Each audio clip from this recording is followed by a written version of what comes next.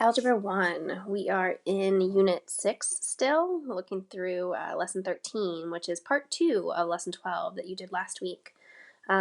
Equivalent expressions is what we're going to warm up with. Complete each row with an equivalent expression in standard form or factored form. Okay, so depending on where we are. So standard form for that x squared, if we're to factor that, the only thing we can do is separate the x squared into x times x. The next one, we're in factored form, so let's move to standard form. So we go ahead and distribute that x through the parentheses. So we get x squared plus 9x. Next one, we're in standard form, so let's factor out our greatest common factor. Okay, the biggest number or variable that's present in each factor that we could take out. I can take an x out of the first term and I'm left with an x, and I can take an x out of the second term and I'm left with an 18. Okay, here I'm going to distribute. X times 6 is 6x. X times x is x squared. Okay, next, again, I'm going to go GCF, and I'm actually going to take out a negative x because it just makes better sense to take it out negatively.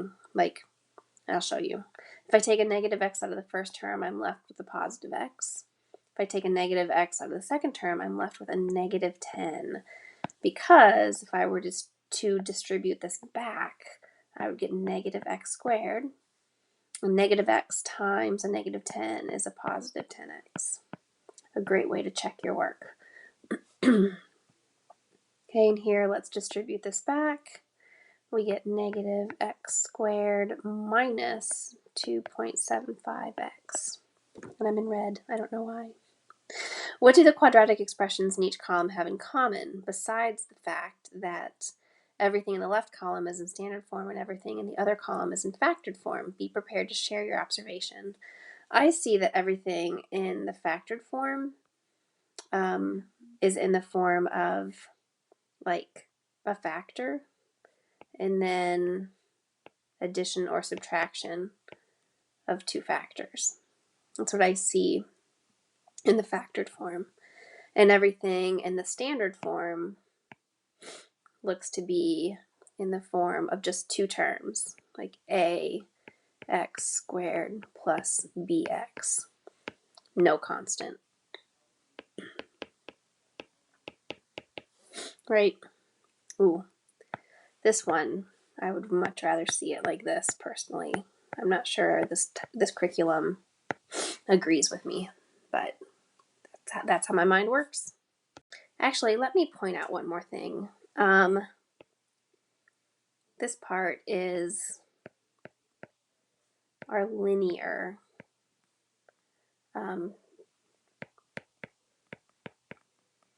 the linear part of the factored form,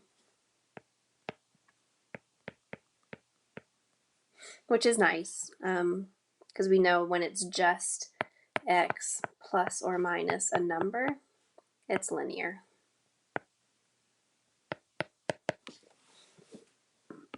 To give you a little preview of what we're doing today is anything in the parenthesis that actually shifts the graph left and right. Okay, it's pretty cool how it works. All right, so let's get to it. Using graphing technology, graph y equals x squared, then experiment with adding different linear forms. For example, x squared plus 4x, x squared plus 20x, x squared minus 50x. Record your observations. Okay, I'm going to hit pause and go over to Desmos and do this. So here I graphed each of those functions, and what we see here is our finished products look like parabolic graphs, quadratic functions, but they have shifted left, right, and up and down. Okay, this is an extension of last lesson where we did the same thing. We tested equations and tried to learn how they moved. So if we look at the blue one first, that is x squared plus 4x. Okay, that one is right there. And if you zoom in on that, you see that it has dipped below the x-axis just a little bit, and it is shifting to the left. If we look at the next one, it's x squared plus 20x, so that's a bigger number than 4. So we look at this right here, it has moved even further below the x-axis and further to the left. And finally, we're looking at that last one. I don't have a purple pen on my iPad. So that is x squared minus 50x. Notice how that minus 50x went to the right, and it's even further below the x-axis. So what's really cool here is when you do minus in between them, you're moving to the right, and when you're doing addition between, you end up moving to the left. And the bigger that b term is, the more dramatic your moving is.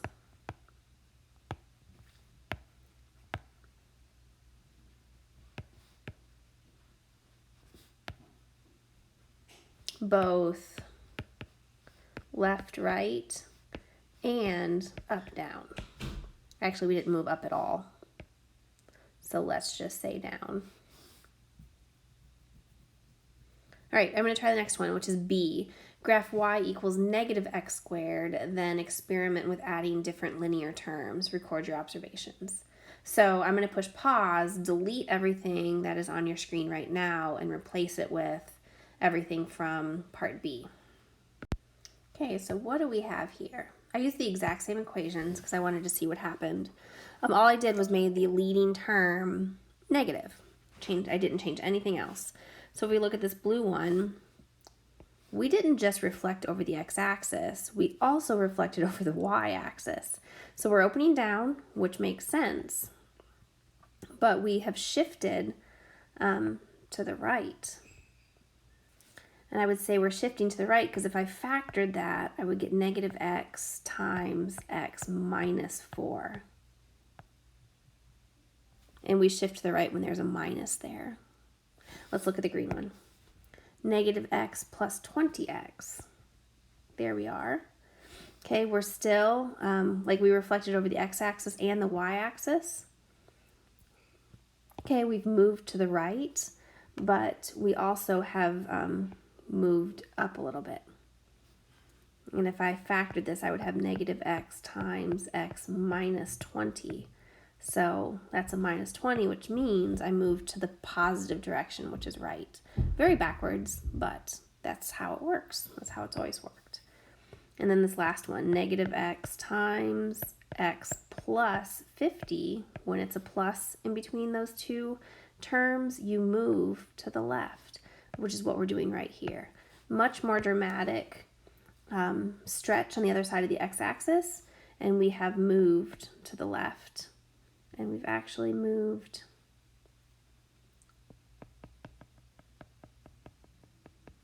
that seems to be 20, 30, 40, 25, which is pretty cool. All right, moving on. These are all observations that are just going to help us understand quadratic equations, quadratic functions, and parabolas a little bit more. All right, use your observations to help you complete the table without graphing your equations. So that first one is y equals x squared plus 6. The x-intercepts are going to be 0 and negative 6. I'm going to show you how that one works. X squared, sorry, my son is making a smoothie. You hear the blender in the background. If I have that equation, I'm going to factor out an x, and I get x plus 6 left over. That means my x-intercepts are x equals 0 from that x, and x equals negative 6 from that group of parentheses factors. Right? And then the x-coordinate of the vertex is going to be halfway between, which is also how I've taught it with different curriculum. It's your b term over 2. So b over 2 is 3. That's my x. Sorry, negative 3. I forgot the negative. Negative b over 2. is the x term of the vertex. All right, next one. I'm going to have another 0 and a positive 10.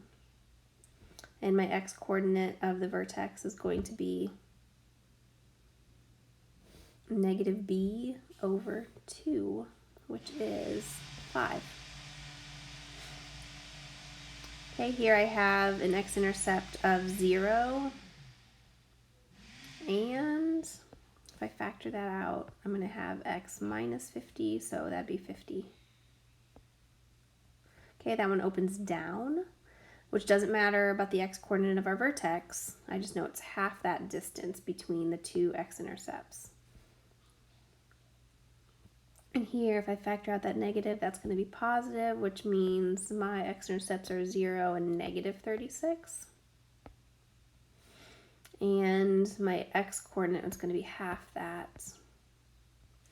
Note, when recording your x-intercepts, it's actually better to do x comma y and x comma y, right? I didn't have enough space, but I still shouldn't take those shortcuts. X comma y, x comma y, etc.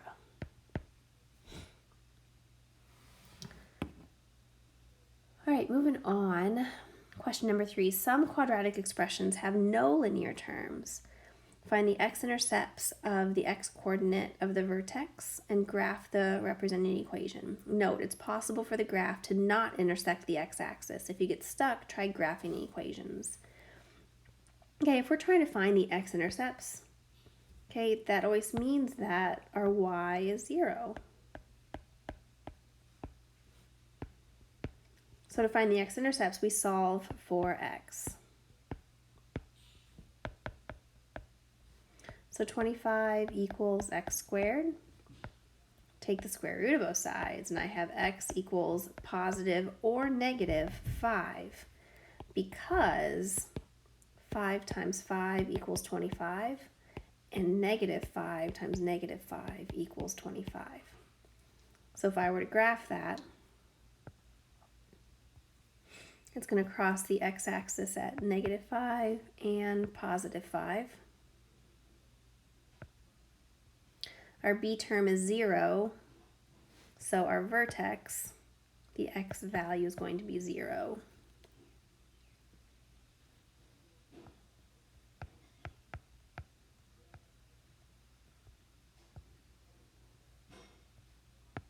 There we go. That's A. Excuse me, I have a frog in my throat today. Let's look at B. Now the x-intercepts happen when y equals 0. So I just replace 0 for the y. Okay, we're going to solve for x. X squared equals negative 16. So x squared to both sides, we get something a little crazy, because I can't take the square root of a negative number. It's actually impossible. There's some tricks to do it, but you haven't learned them yet. Okay, they're called imaginary numbers, and you will learn them in Algebra 2. But our x-intercepts are positive and negative square root of negative 16, which you can't do. So the x-coordinates don't work. It doesn't actually cross the x-axis. And if we graphed it using Desmos, it would look something like that, where I think we would actually cross at 16. But it doesn't cross the x-axis. No x-intercepts.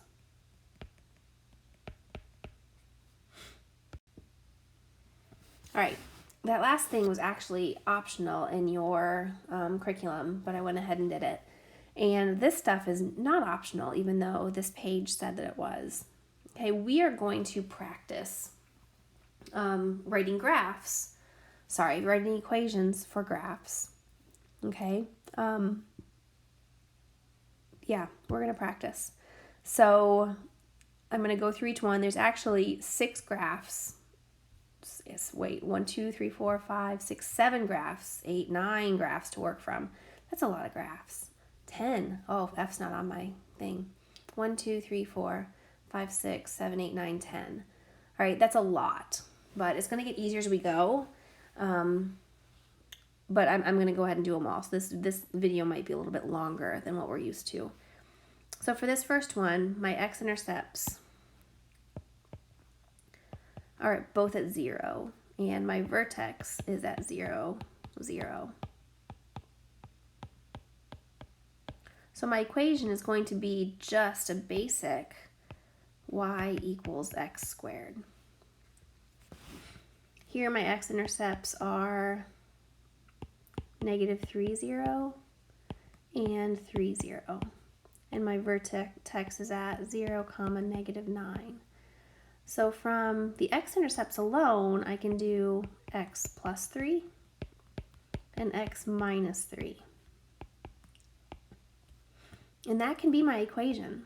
That's in factored form. Or I can go ahead and factor everything using FOIL or the diagram. And that is in standard form. Okay, whenever your vertex is on the y-axis, your b term in standard form is 0.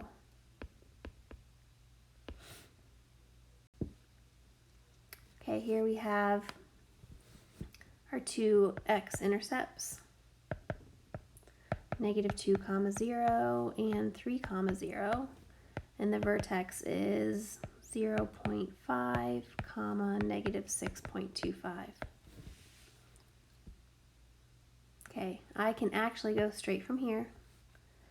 Y equals x plus 2 times x minus 3. And that can be correct.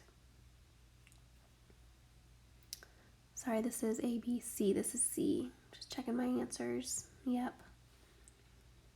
I can change that into standard form, x squared. First is -3x. No, sorry, outer is -3x, inner is +2x. Which you can keep in your head and figure it out or write it out. You can use the diagram too. So y equals x squared minus x minus 6. And we're good. Okay, I'm going to start skipping a few steps now. If I have the x-intercepts, I can say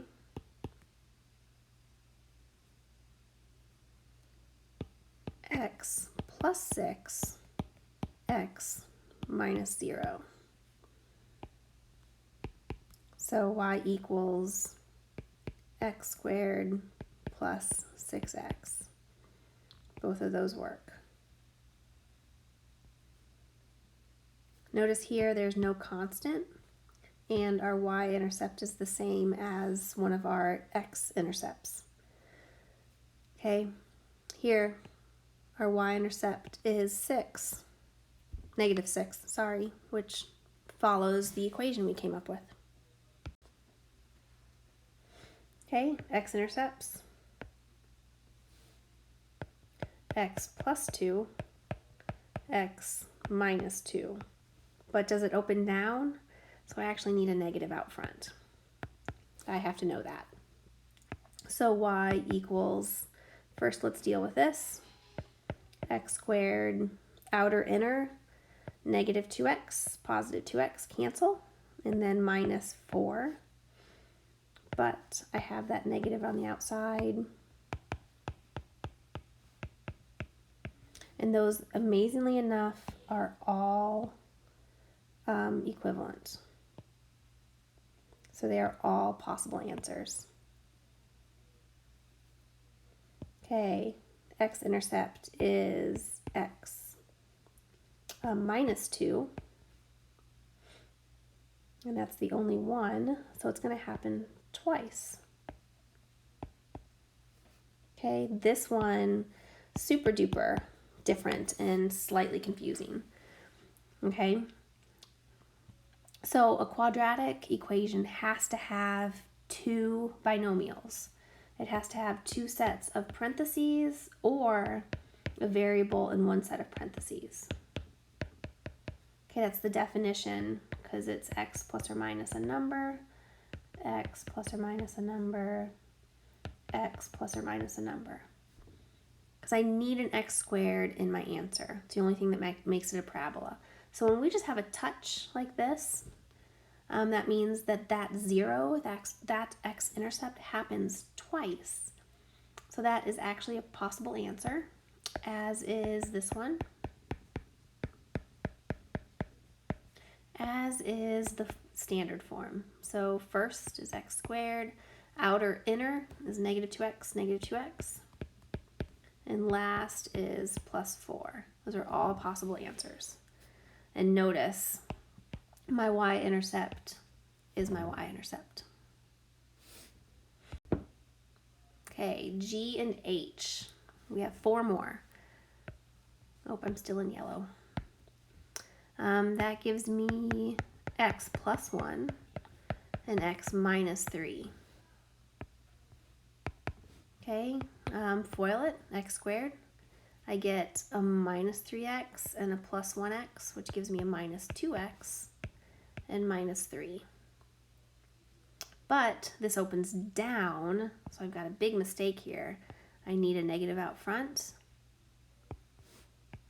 which is a negative out front, which actually gives me negative x squared plus 2x plus 3. And I realized my mistake when I tried to double check my constant. Okay, it opens down, I need a negative out front. All right, my x-intercepts, x minus 1, x minus 5. It opens up, we're cool. I can put that in standard form. I have a negative 5x and a negative 1x gives me a negative 6x, and then the last term is a plus 5, which matches. So both of those work. Oh, that's small. So I and J. Here my x-intercept is at the origin, which means I just have x squared. And then my y, just my 2 points, show me that I've stretched that out a little bit. Okay, this is like another extra added bonus. So let me erase that. I hope you've made it to this part of the video, even though it's kind of long. The y values here are 2, which means we have a stretch of 2. And you can go back to, I think it's graph A, let me look. Yep, graph A gave us points. We were at the origin, but it gave us 2 points here, which were 1, 1 and 1, negative 1. And that equation was y equals x squared. Well, here we have 1, 2 and 1, negative 2. That means my equation needs a 2 out front of 2x squared. Okay, that one is a surprise, but pretty cool. Now let's use the same information for this one. So again, I'm at x squared because I'm at the origin. I open down, so I need a negative out front. But when x equals 4, y equals negative 4. When x equals negative 4, y equals negative 4. See how we're wider too? And we learned that when our a term was a fraction in last lesson, that we got wider. And this fraction is actually 1/4.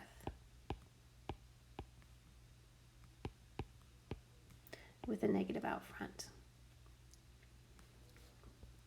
Okay. Difficult, but we're going to practice with that more. Okay, so don't worry about it. We'll get there. That's it for today. All right, that's our last slide. Nice work.